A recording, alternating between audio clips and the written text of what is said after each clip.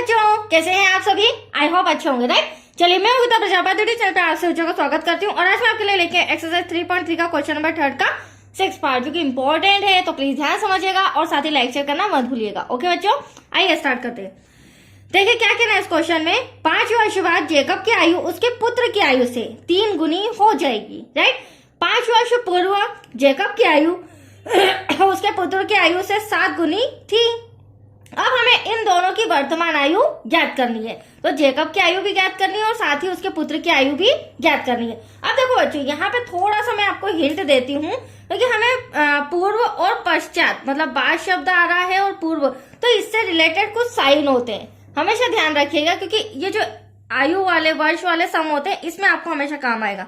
पहली बात तो 5 वर्ष बाद भी है और 5 वर्ष बाद पूर्व भी है, तो 5 वर्ष बाद। अगर बाद की बात होती है बच्चों, फ्यूचर की बात होती है, तो हमेशा प्लस का साइन लगेगा, क्योंकि देखो इबारत वाला सम है, आपको चिन्ह लगाना आना चाहिए, राइट, ताकि आप इजीली इक्वेशन बना सकें। अब जब भी बाद शब्द आता है तो प्लस का साइन लगेगा। अब यहाँ पर हमें 5 वर्ष पूर्व बोल रखा है, तो ये रहा 5 वर्ष और ये रहा पूर्व। और पूर्व शब्द जब भी आता है, मतलब पास्ट की बात हो रही है, तो पास्ट के लिए माइनस लगता है। पहले या पूर्व शब्द आए तो माइनस लगेगा, या बाद या पश्चात शब्द आए तो प्लस लगेगा। That's clear. ये आपको थोड़ा सा बेसिक नॉलेज देना था मुझे। चलिए अब हम स्टार्ट करते हैं। माना कि जो क्वेश्चन किया गया है दोनों की वर्तमान आयु, तो माना कि जेकब की वर्तमान आयु, माना कि जेकब की वर्तमान आयु x मान लेते हैं। अब आयु तो वर्ष में होती है, तो लिखना भी जरूरी है।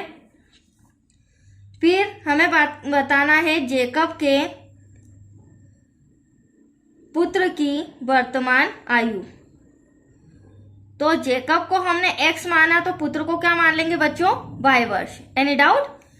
यहां तक आया आपको समझ में? चलिए अब हम सम पे आते हैं।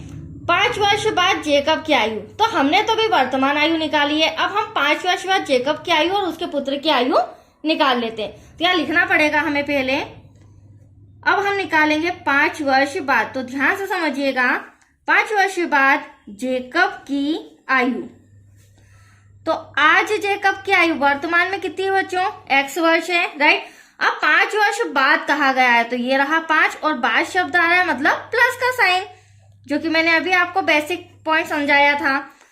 अब 5 वर्ष बाद पुत्र की आयु भी हमें बतानी होगी, तो पुत्र की आयु को हमने क्या माना? y, और कितने वर्ष बाद? 5 वर्ष बाद। यहां तक कोई डाउट आपको? चलिए आगे कंटिन्यू करते हैं। क्या कहना है सम के अंदर? 5 वर्ष बाद जेकब की आयु उसके पुत्र की आयु से 3 गुनी हो जाएगी।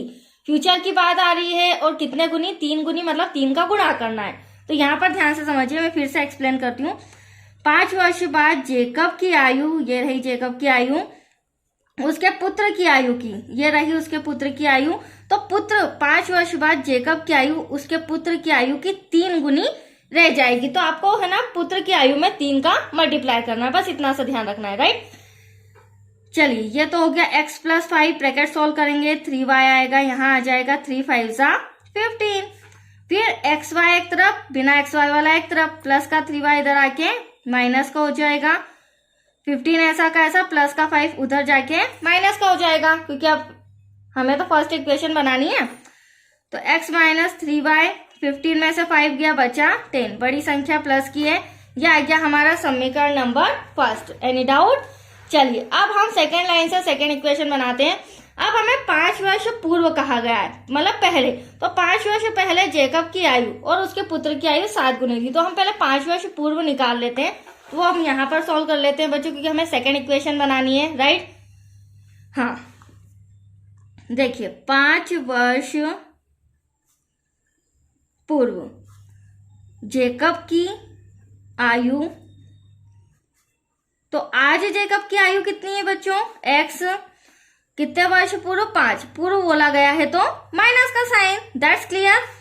फिर 5 वर्ष पूर्व पुत्र की आयु, पुत्र की आयु y है, और 5 वर्ष पूर्व बोला है, तो ये देख लिया दोनों की 5 वर्ष पूर्व। अब हमें सम के अंदर क्या कहा गया है? 5 वर्ष पूर्व जेकब की आयु उसके पुत्र की आयु की 7 गुनी थी। कितने गुनी थी? 7 गुनी थी। तो आइए हम यहां पर लिख लेते हैं 5 वर्ष पूर्व जेकब की आयु उसके पुत्र की आयु की कितने गुनी थी? 7 गुनी। तो इस बार भी हमें पुत्र के इसमें 7 का मल्टीप्लाई करना पड़ेगा। तो x माइनस 5, 7 का y में करेंगे 7y, 7 का 5 में करेंगे 35, राइट। एक्स वाई एक तरफ बच्चों, प्लस का 7y इधर आके माइनस का हो जाएगा, माइनस का 35 एज इट इज ऐसा कैसा, माइनस का 5 इधर आके प्लस का हो जाएगा। तो x minus 7y equal to 35 में से 5 गया, बचा 30, बट बड़ी संख्या माइनस की है। That's your equation number second. अब हमारे पास दोनों इक्वेशन आ गई है। चूंकि 3.3 एक्सरसाइज है तो हमें प्रतिस्थापन विधि से सॉल्व करना होगा, और प्रतिस्थापन विधि का रूल क्या है? तीसरी इक्वेशन बनाना। तो 2 इक्वेशन बना ली है हमने। अब तीसरी इक्वेशन फर्स्ट से भी बना सकते हैं और सेकेंड से भी बना सकते हैं। तो यहाँ पर मैं x का मान समीकरण फर्स्ट से ले रही हूँ, राइट। तो यहाँ पे इंस्ट्रक्शन लिखना पड़ेगा, समीकरण 1 से x का मान लेने पर। अब समीकरण 1 क्या है बच्चों? वो है हमारा x माइनस 3y। समीकरण 2 तो आपको नजर ही आ रहा है, इक्वल टू 10। इसके जरिए हम x का मान निकाल लेते हैं। तो देखिए x ऐसा का ऐसा, 10 ऐसा का ऐसा, माइनस का 3y इधर आके प्लस का हो जाएगा। ये हमारा x का मान भी निकल गया बच्चों, और ये हमारा समीकरण नंबर 3 भी आ गया। अब आप सोच रहे होंगे इस x का मान हम किस में रखें, फर्स्ट में रखें या सेकेंड में रखें?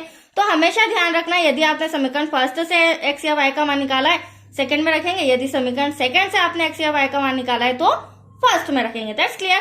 तो देखिए समीकरण 2 में मैं x का मान रख रही हूँ, तो यहाँ पे हमें इंस्ट्रक्शन लिखना पड़ेगा, या फिर पहले लिख लेते हैं x का मान समीकरण 2 में रखने पर। समीकरण 2 है हमारा x minus 7y equal to minus का 30। तो x के प्लेस पर क्या आ जाएगा? अब 10 प्लस 3y आ जाएगा, ठीक है। तो ये x के प्लेस पर मैं लिख रही हूँ 10 प्लस 3y माइनस का 7y इक्वल टू माइनस का 30। अब आप देख सकते हो बच्चों, ये y प्लस का और एक y माइनस का, तो 7 में से 3y गया तो माइनस का 4y, क्योंकि बड़ी संख्या माइनस की है, इक्वल टू में माइनस का 30, और ये प्लस का 10 इधर आके क्या हो जाएगा? माइनस का 10। अब आप देख सकते हैं ये तो माइनस का 4y है, राइट।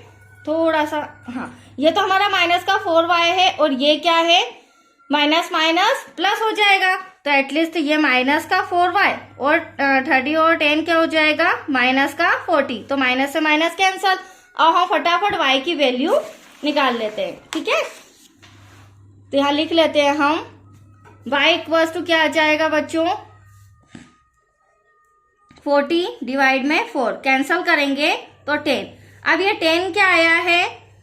पुत्र की आयु, क्योंकि पुत्र की आयु को हमने क्या माना था? y माना था, तो पुत्र की आयु आ चुकी है। अब हमें पिता की आयु मतलब जेकब की आयु निकालना है।